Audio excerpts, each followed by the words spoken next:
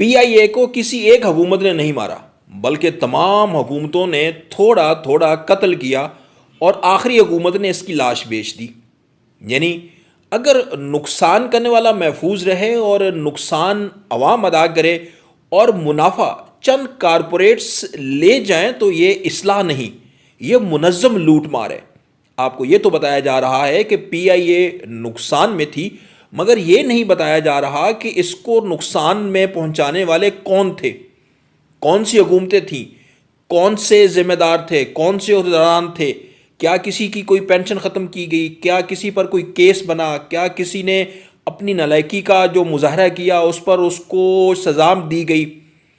ज़ियाउल हक के दौर से लेके यानी 1977 से लेके 1988 जो पहला दौर था, इसकी पीआईए की साख को नुकसान पहुंचाया गया, सियासी भर्तियां की गई, सिविल और अस्करी लोग इसमें शामिल होना शुरू किए गए।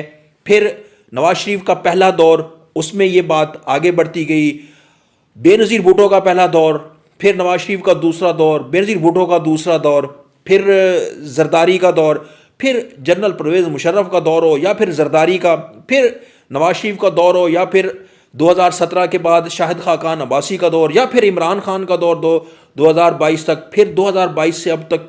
इस तमाम अदवार के अंदर आपको यकसा तौर पर सियासी भर्तियां नज़र आएंगी। निजकारी का फैसला होता फिर वापस होता हुआ नज़र आएगा।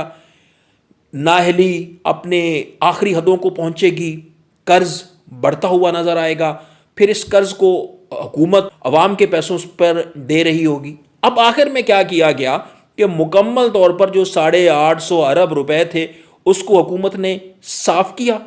फिर आज 115 अरब रुपए की बोली एक कंसोर्शियम ने लगाई और वो कामयाब बोली, जिसमें से सिर्फ 8 अरब रुपया हुकूमत को मिलेगा।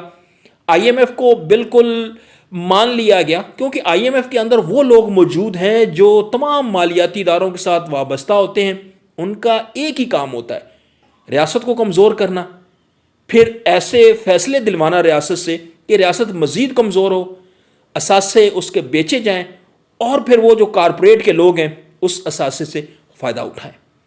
यानी मुकम्मल तौर पर पीआईए को पहले मारा गया, कमज़ोर किया गया, अब उसकी लाश भी बेच दी गई है। यही हकीकत है।